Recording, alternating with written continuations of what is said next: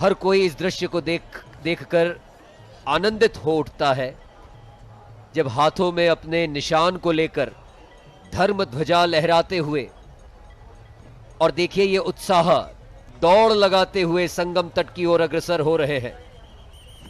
क्योंकि आज का स्नान, आज का महापर्व मौनी अमावस्या, और वो भी महाकुंभ में आई मौनी अमावस्या, धर्म ध्वजा लहरा रही है तो हमारी आन बान और शान का प्रतीक तिरंगा भी लहरा रहा है आज प्रयागराज की इस पुण्य भूमि में। सनातन धर्म के साथ राष्ट्र धर्म का संदेश देते हुए, पहली मां भारत मां है इस बात का संदेश देते हुए, ये सनातन धर्म के पालक, संवाहक और रक्षक, और इस बार का जो महाकुंभ है, आचार्य शुक्ल हमारे साथ चूंकि उपस्थित है, मैं आपसे जानना चाहूंगा आचार्य जी कि माना जा रहा है, कहा जा रहा है, इस बात को प्रसारित किया जा रहा है, प्रचारित किया जा रहा है कि अब की बार का जो महाकुंभ है वो एक रसता और समरसता का प्रतीक है, एक भारत और श्रेष्ठ भारत का प्रतीक है। कैसे देखते हैं आप इस महाकुंभ को समरसता के विषय में? धन्यवाद शुक्ल जी, आपने बहुत ही अच्छा प्रश्न किया। हमारी धरा पर, हमारी धरा का जो दर्शन है वह दर्शन है सनातन दर्शन। सनातन का अर्थ है वह तत्व जो अविनाशी तत्व है। हमारी सृष्टि में जितने भी तत्व हैं, देव तत्व से लेकर के जितने भी पांच भौतिक तत्व हैं, सब जो हैं वो विनाशी तत्व है, सबका काल निश्चित है। मुंडक श्रुति कहती है, ब्रह्मा देवानां प्रथमं संबभूव विश्वस्य कर्ता भुवनस्य गोप्ता। इस सृष्टि के रक्षण के लिए, सृष्टि के संचालन के लिए ब्रह्मा के रूप में उस परम तत्व से दैवी सृष्टि का आविर्भाव हुआ। उस दैवी सृष्टि का संचालन किस रूप में हो, कैसे देव तत्व अर्थात जो ब्रह्मांडीय तत्व है और जो पार्थिव तत्व है, दोनों को किस आलोक में कौन कैसे प्रकाशित हों, इसका जो एक माध्यम हमारे देवताओं ने, ऋषियों ने हमें प्रस्तुत किया, वह जो है सर्वप्रथम इस रूप में देखना चाहिए कि हमारी संपूर्ण धारा में केवल एक ही हमारे पास उदाहरण है जहाँ समस्त सृष्टि अर्थात जो दैवी सृष्टि है और आसुरी सृष्टि है एक ही भूत होती है। ये पहला स्वरूप कुंभ के रूप में आता है हमारे सामने। हमारे पुराण सबसे पहले इसको व्याख्यायित करते हैं कि देवताओं और असुरों ने मिलकर उनके समागम से जो यह प्रकाश हमें प्राप्त हुआ वह कुंभ के रूप में प्राप्त, क्योंकि तात्विक रूप से इसकी प्राप्ति के लिए दोनों ने समुद्र मंथन किया। हमारे इस बात को लेकर हमारे पुराण जो है विशेष रूप से आख्यायिका प्रस्तुत करते हैं। प्रायः सभी पुराणों में इस तत्व को लेकर के विस्तार से कहा गया है, क्योंकि इससे जो प्राप्ति हुई वो अमृतत्व की प्राप्ति हुई, अमृत रूपी कलश की प्राप्ति हुई। केवल सामान्य की नहीं हुई हमें कि हमें कोई सामान्य अमृतत्व की प्राप्ति हो गई हो। हमको कुंभ का अर्थ, कलश का अर्थ होता है पूर्णता, अर्थात जो सभी प्रकार के कुछ सिद्ध विचारों को जगत के हित के लिए दूर करके एक आनंदमय सृष्टि का प्रारंभ करे। उस प्रारंभ का जो तात्विक अर्थ जो है, दार्शनिक अर्थ है, वह हमें कुंभ या कलश के रूप में प्राप्त होता है। हमारे बहुत से आचार्यों ने, ऋषियों ने बहुत कुंभ की अलग अलग व्याख्याएं की हैं, एक आचार्य हमारे कहते हैं, कम जलम उम्भति पूरेयति अवर्षणादि दुर्भिक्षेभ्य दूरी करोति स कुंभः। अर्थात जो पुण्यशाली महर्षियों के द्वारा जो संसेवित जल जिस काल विशेष में विश्व को अवर्षणादि दुर्भिक्षों से दूर करता है, वह काल विशेष कुंभ कहलाता है। तो वह जो दुर्भिक्ष है किस रूप में है? हमारे जब आनंद के, ज्ञान के इत्यादि जो तात्विक चीज़ें हैं उनकी जब कमी होती है, उसको श्रद्धा के साथ हम पूर्ण करने के लिए एकत्र होते हैं प्रयाग की इस धरती पर, या उज्जैन की धरती पर, या नासिक की धरती पर, या हरिद्वार की धरती पर। उससे हमें जो है यह तात्विक जो है, जो स्वरूप है, जो दर्शन है, वह हमें प्राप्त होता है। बहुत आनंद के साथ हमारे जो पुराण हैं इस बात को प्रारंभ करते हैं। कैसे कहते हैं कि अथातः संप्रवक्ष्यामि कलशोत्पत्तिमुत्तमाम। उत्तम शब्द से संबोधित किया है। ये कलश की, कुंभ की उत्पत्ति किस रूप में हुई, अर्थात लोक में आनंद किस रूप में उपस्थित हुआ, अज्ञान किस रूप से दूर हुआ। जो हमारे अंदर जो तात्विक चिंतन होना चाहिए, धर्म प्रतिष्ठित होना चाहिए, धृति क्षमा दमो अस्तेयम शौचमिंद्रिय निग्रह, उसको कैसे हम प्राप्त करें, इसका मार्ग हमें इस कुंभ के रूप में, महाकुंभ के रूप में, अमृत के रूप में कैसे प्राप्त करें? भगवती गंगा के सानिध्य को, दर्शन को प्राप्त करके। वस्तुतः जो पुण्य स्नान का जो स्वरूप है, वह स्वरूप जो है सूक्ष्म स्वरूप है। सूक्ष्म स्वरूप के लिए हमें जो है वो अपने अंदर धारण करना पड़ता है भगवती गंगा को। इसीलिए हमारे आचार्य कहते हैं, गंगे तव दर्शनात् मुक्ति ही, उनके दर्शन से ही हमें मुक्ति प्राप्त होती है। लेकिन हमारा जो भौतिक ये जो स्थूल चिंतन है, वह साक्षात उनके अंदर डूब जाने के लिए प्रेरित करता है। इसीलिए हम एक पुण्य वेला का प्रतीक्षा में रहते हैं कि वह पुण्य वेला हमें प्राप्त हो, और उस पुण्य वेला में जब भगवती गंगा का हम साक्षात प्रवहमान स्वरूप के साथ अपने आंतरिक अंतःकरण को प्रवाहित कर देते हैं, अर्थात हम अपने अज्ञान को उसमें समर्पित कर देते हैं। अज्ञान को दूर करने से ही तो मोक्ष की प्राप्त होती है। दो ही तत्व हैं हमारे वेद कहते हैं, ऋग्वेद कहता है सूर्य आत्मा जगतस्थुसश्च। सूर्य जो हैं ये जंगम और स्थावर की आत्मा है। हमारा जो ये शरीर है ये सूर्य से है। जो हमारा तात्विक चिंतन है वह चंद्रमा से है। चंद्रमा मनसो जात चक्षुः सूर्यो अजायत। जब सूर्य और चंद्रमा का संयोग की हम प्रतीक्षा करते हैं, सूर्य और चंद्रमा जब एक ही आपस में एक में ही समावेशित हो जाते हैं, तो वह स्वरूप हमें अमावस्या के रूप में प्राप्त होता है। तो वह यह अमावस्या का स्वरूप हम पुनः जो है अपने कालखंड को जो है वह कालखंड की मिथुन सृष्टि है। सब चीज़ मिथुनीकृत है। अगर हम स्वर्ग की कामना करते हैं तो इसलिए कि हम नरक के परिप्रेक्ष्य को देखते हैं। इसीलिए हम कहते हैं असतोमा सद्गमय। और जब हम अंधकार से प्रकाश की ओर की कामना करते हैं तब कहते हैं ज्योतिर्मा अमृतम गमय।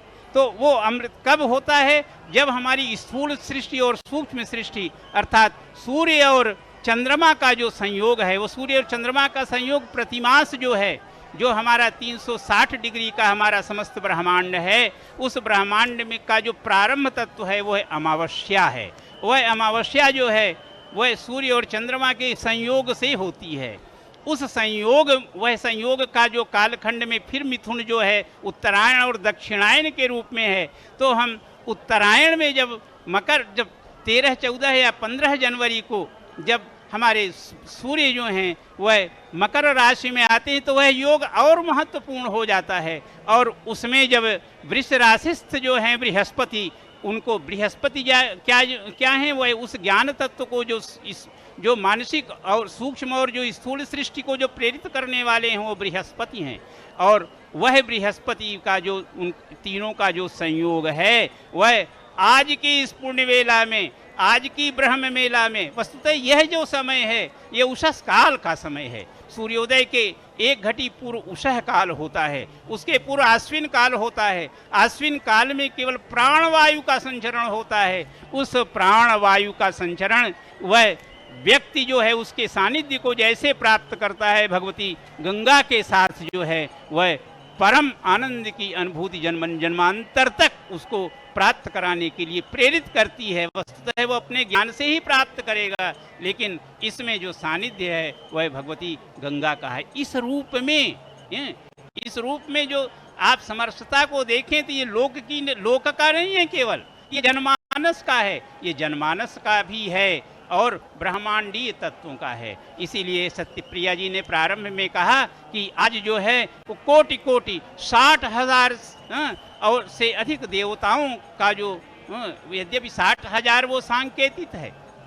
हम लोग जो हमारा वर्ष है और जो देवताओं का वर्ष है उसमें उसकी गणना में एक अलग अलग मेद है, कालक्रम के भेद से। तो वस्तुतः ये जो जन समूह है ये सब देवतत्व से अनुप्राणित हैं, ये देवता हैं। हमारे पुराण कहते हैं कि प्रयागस्थ जो मानव हैं, प्रयाग में निवास करने वाले जो प्राणी हैं, वस्तुतः वही जो है मोक्ष को प्रदान करने वाले हैं। मुझे स्मरण हो आया हमारी इसी धरती पर, प्रयाग और काशी की धरती पर एक बहुत बड़े आचार्य हुए थे हमारी 19वीं शताब्दी में, पंडित हजारी प्रसाद द्विवेदी। उन्होंने उनका एक निबंध है महाकवि माघ का प्रभात वर्णन। महाकवि माघ के प्रभात वर्णन में वो कहते हैं कि जो प्रतापी पुरुष होते हैं उनके सेवक कम प्रतापी नहीं होते। जैसे कि भगवान भुवन भास्कर के आने के पहले उनका जो सारथी आरुण है वह अंधकार का नाश कर देता है। तो इसमें जो प्रयाग की धरती पर आए और यहाँ के जनमानस का जिसने दर्शन कर लिया वो मोक्ष पथगामिनी बन गया, मोक्ष पथ का अनुसरण करने वाला हो गया। और उसके सानिध्य से संगम का यह विशाल बालुकामय क्षेत्र और फिर भगवती गंगा का सानिध्य और स्नान, वस्तुतः आज का यह जो मनोरम दृश्य है, जो आनंद है, जो समूह है और जो एक तरह से जो श्रद्धावनत जन है, यह भारत की धरती के लिए, भारत के भविष्य के लिए एक नए युग का प्रारंभ का सूत्रपात है, जिसका संयोग इस मकर राशिस्थ सूर्य और वृष राशिस्थ बृहस्पति के 144 वर्ष के बाद यह संयोग बनता है। क्योंकि बृहस्पति जो है वो ब्रह्मांड का पूरा एक कक्षा का चक्कर 12 वर्ष में होता है, तो 12 जो एक उनका चक्र है वह 144 वर्ष में पूर्ण होता है। और आज यह सुखद आनंदमयी बेला जो है हम भारतवासियों के लिए सहज उपलब्ध है। जो दर्शन करे उसे भी अमृतत्व की प्राप्ति है, जो स्नान करे उसे भी है, जो श्रवण करे, अपने यहाँ सबसे महत्वपूर्ण श्रवण है। एक एक है। क्या कहा, किसी हमारे आचार्यों ने कहा कि शतम विहाय भोक्तव्यम, सब काम छोड़ करके भोजन करना चाहिए। सहस्रम स्नानम आचरेत, 1000 काम छोड़ करके स्नान करना चाहिए।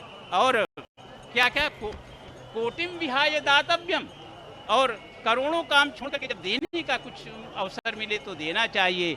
और उसके बाद नहीं, लक्षम विहाय दातव्यम, 1 लाख काम छोड़कर देना चाहिए। कोटिम विहाय प्रभुम भजेत, और कोटि करोड़ों काम छोड़कर भगवान का स्मरण करना चाहिए। तो ये आज के दिन भगवती गंगा का स्मरण, भगवान नाग वासुकी का स्मरण, भगवान प्रयागराज तीर्थराज का स्मरण, ये संपूर्ण जन जन के लिए मोक्षदायिनी है। मैं पुनः प्रार्थना करता हूँ अपने सहयोगी सत्यप्रिया जी से। Well, this is no ordinary gathering. And at the confluence of the mystical river Saraswati, Ganga and Yamuna, we see the Naga sadhus marching towards the Triveni Sangam for the holy dip.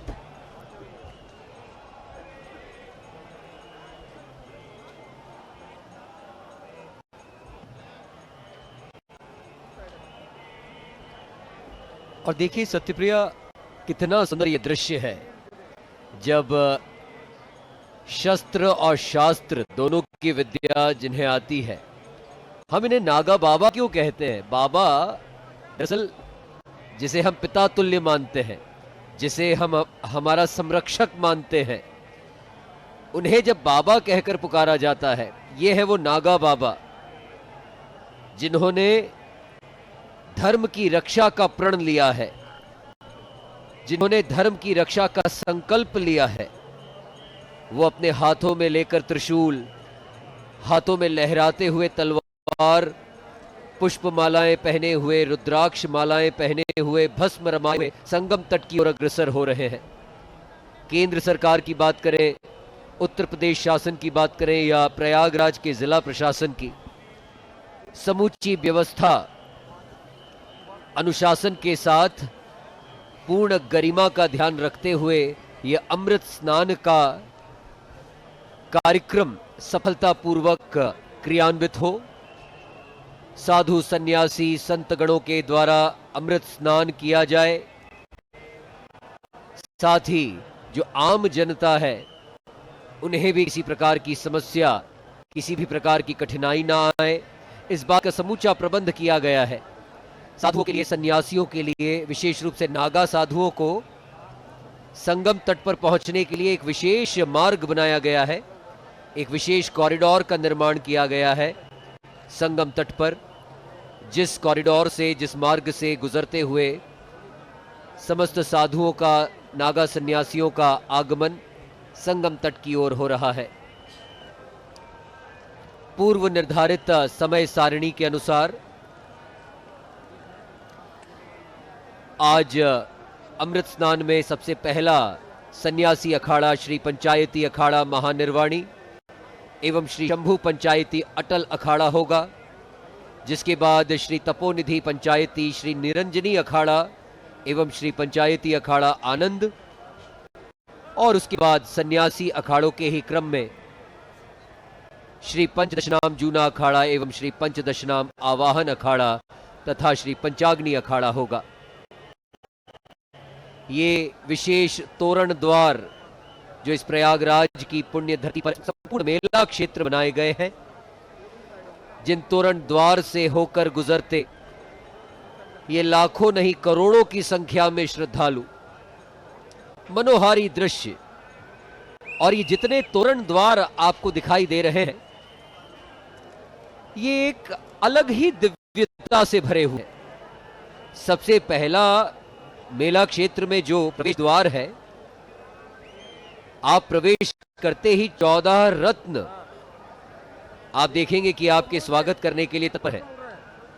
Airavat द्वार है, कामधेनु गाय द्वार है, घोड़ा द्वार है, कौस्तुभ द्वार, मणि द्वार, कल्प वृक्ष द्वार, रंभा अप्सरा, महालक्ष्मी, चंद्रमा, शारंग, धनुष, शंख, धन्वंतरी, अमृत,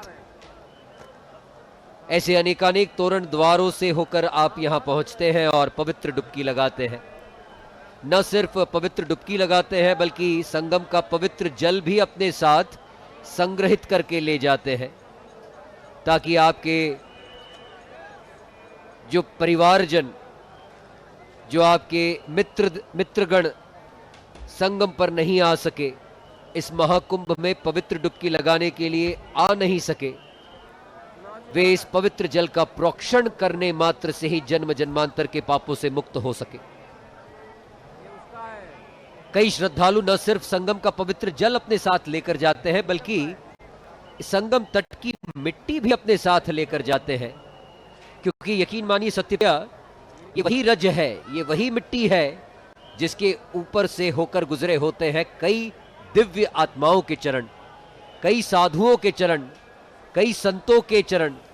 तो ऐसी मिट्टी का अपने मस्तक पर तिलक लगाने से भी जन्म जन्मांतर के पापों से मुक्ति मिलती है, मोक्ष प्राप्ति का मार्ग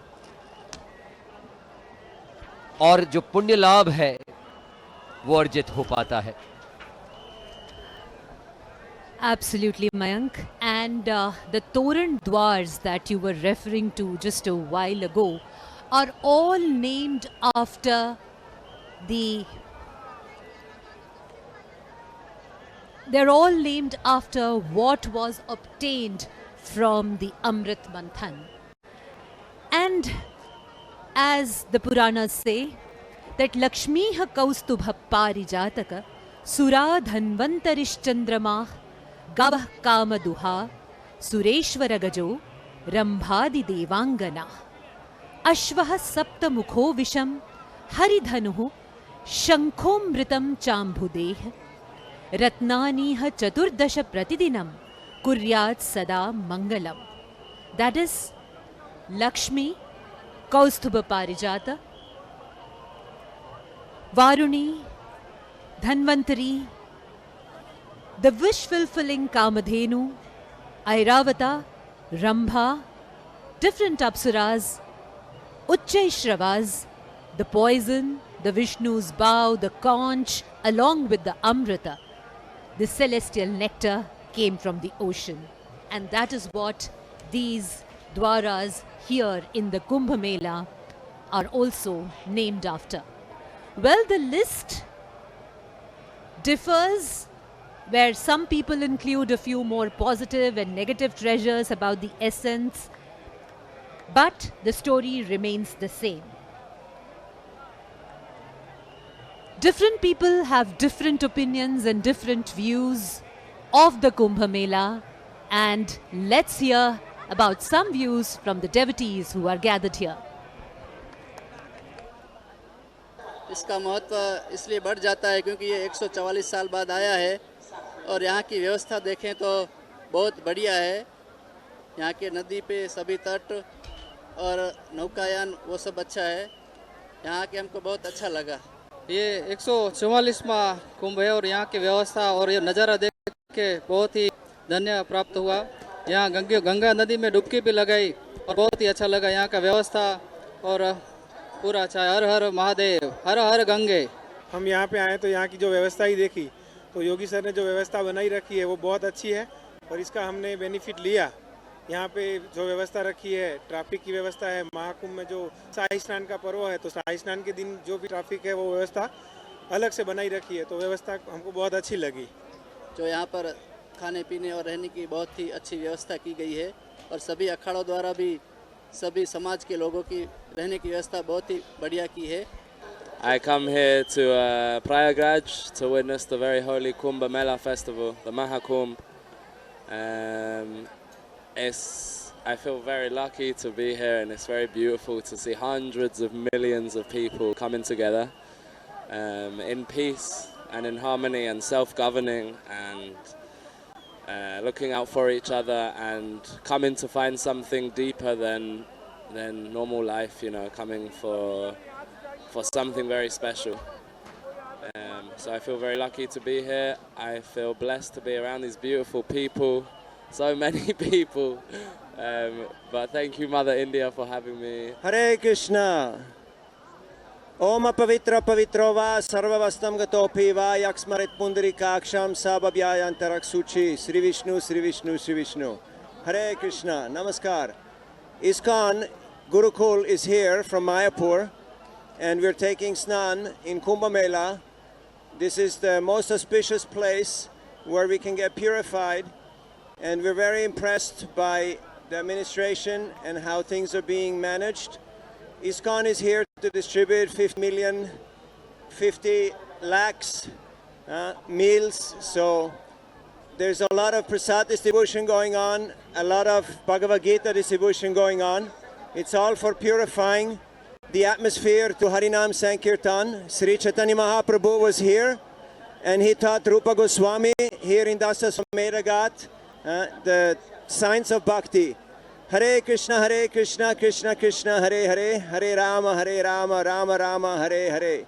Harinam Sankirtan ke jai, Srila Prabhupada ke jai, Ganga Mata ke jai, Jamimanu Mata ke jai, Saraswati Devi Mata ke jai, Nitai Gaur Premanande, Hari Hari Bol.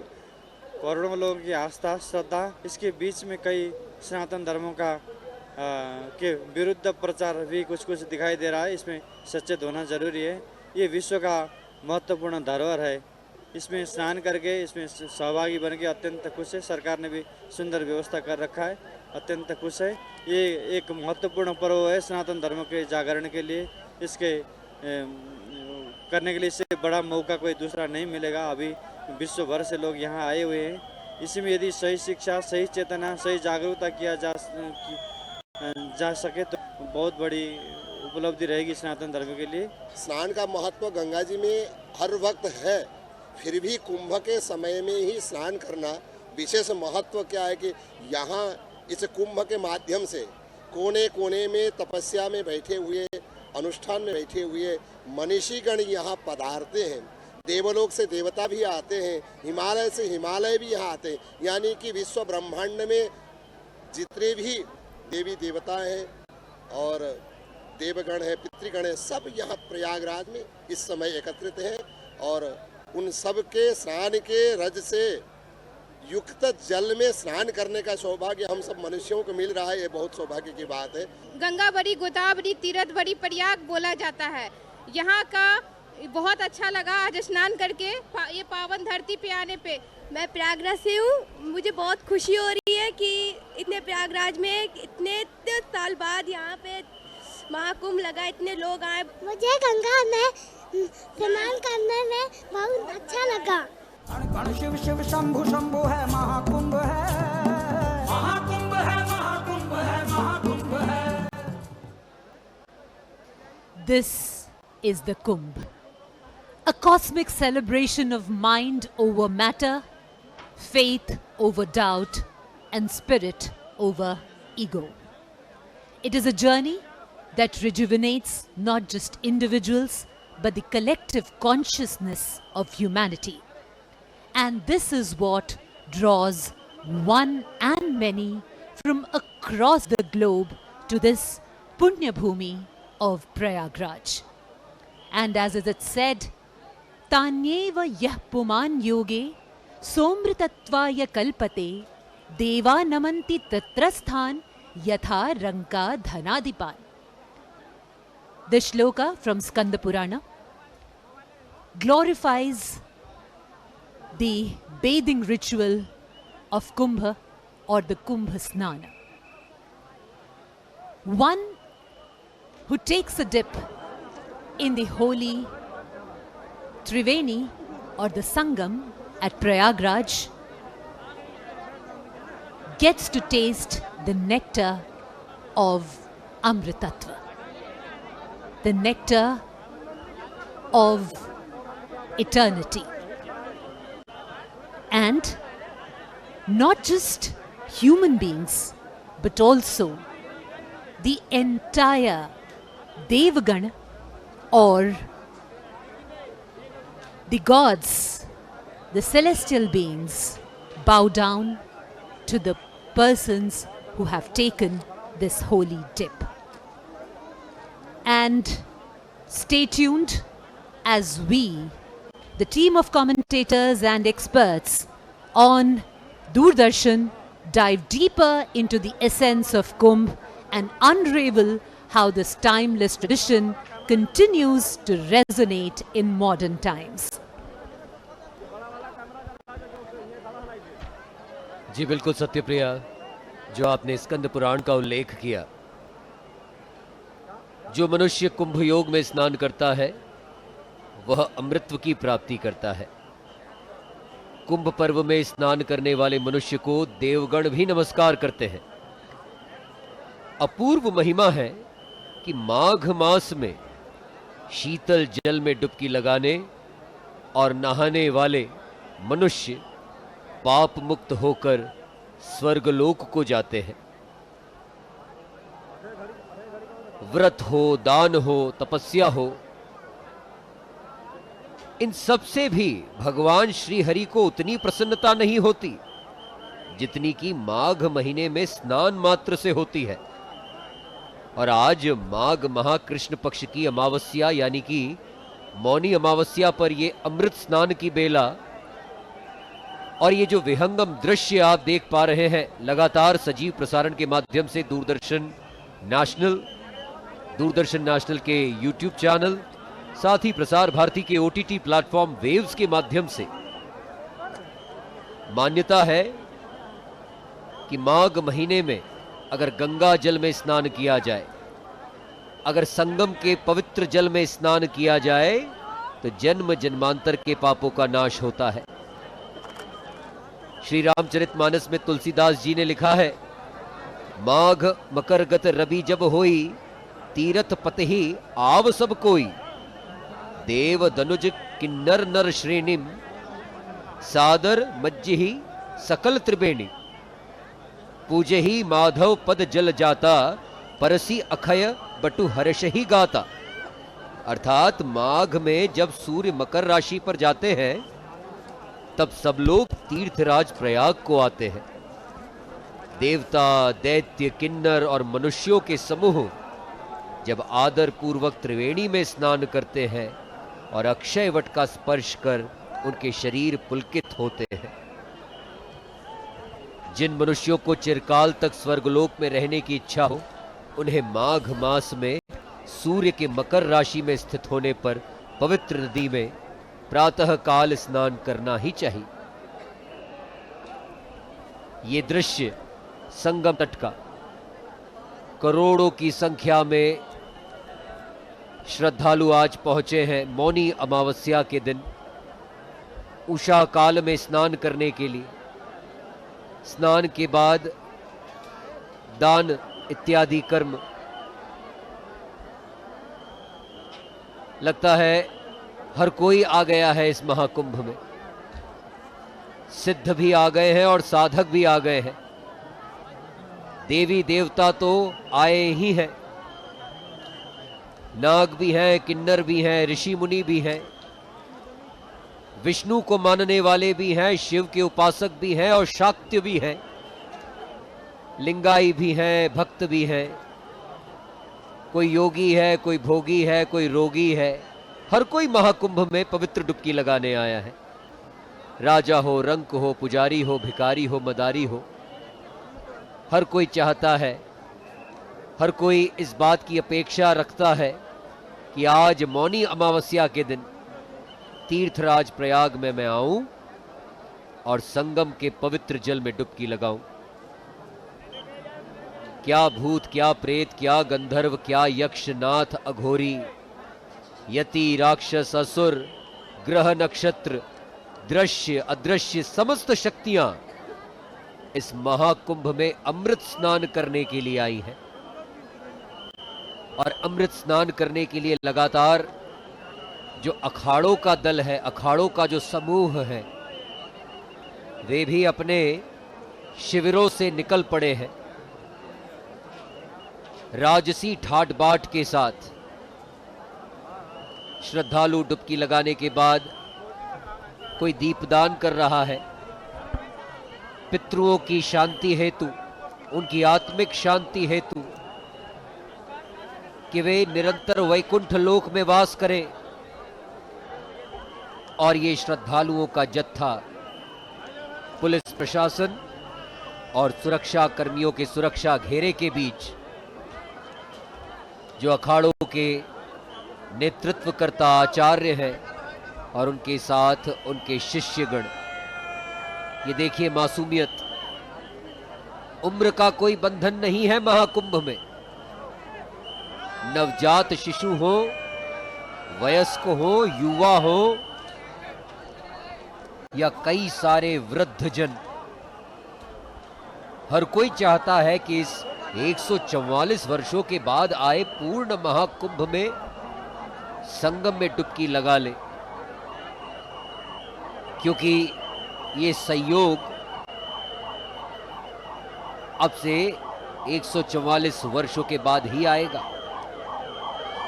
हर कोई चाहता है कि इस महाकुंभ के दौरान कल्पवास करे, तपस्या करे, दान करे, धर्म करे, धार्मिक क्रियाओं का हिस्सा बने, अपने विचारों को शुद्ध रखे,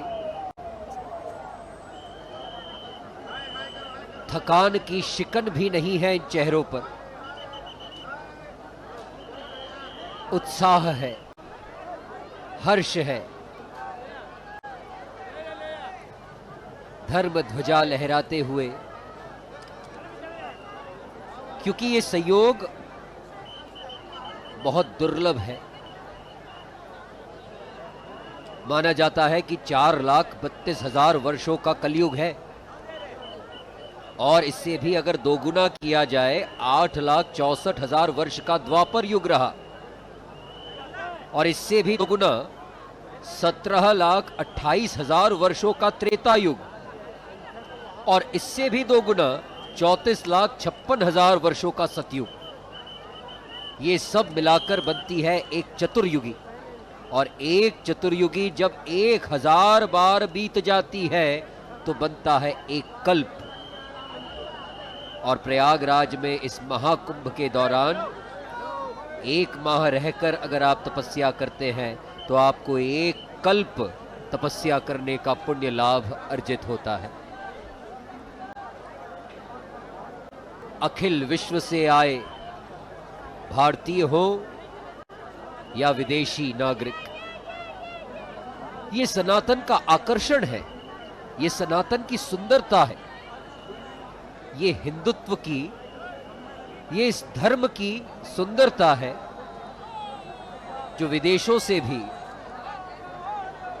श्रद्धालुओं को आकर्षित करती है।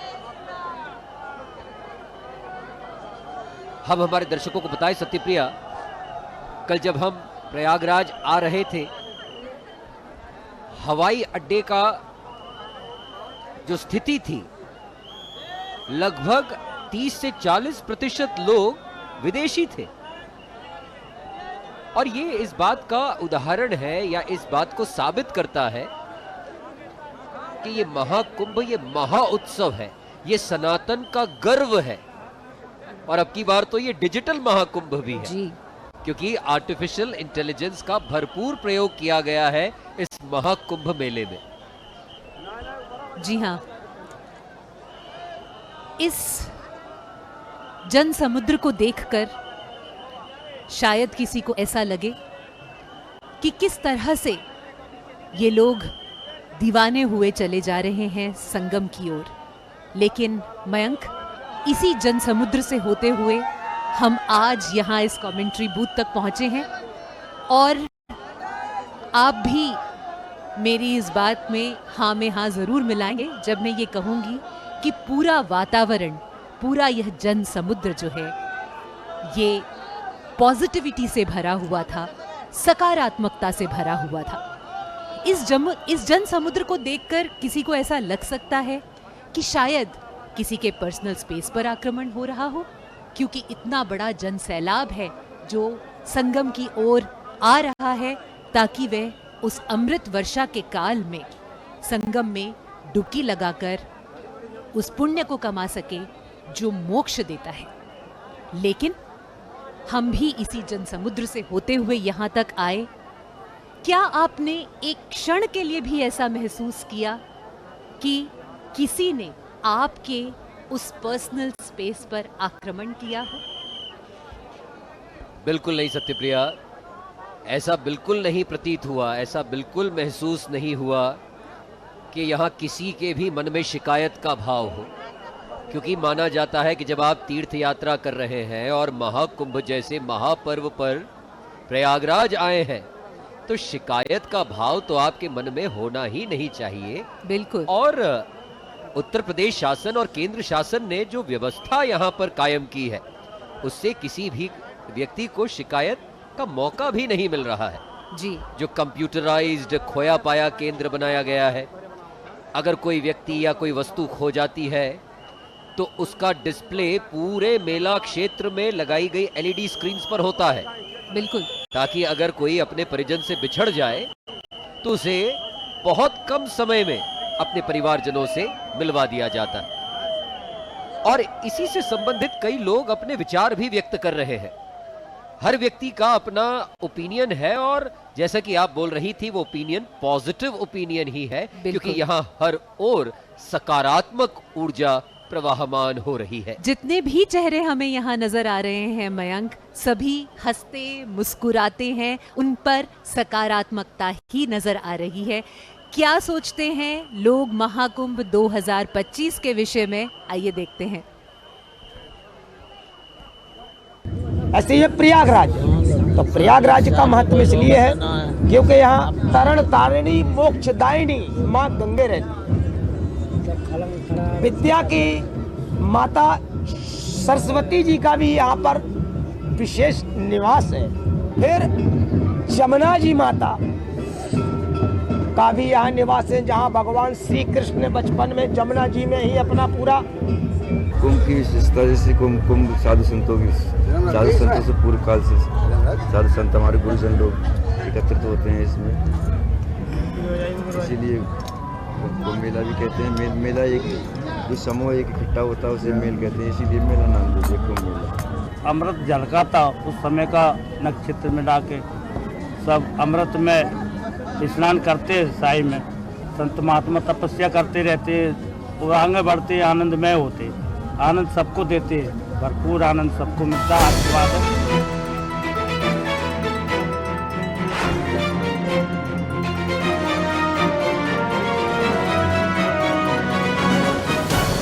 लखीमपुर खीरी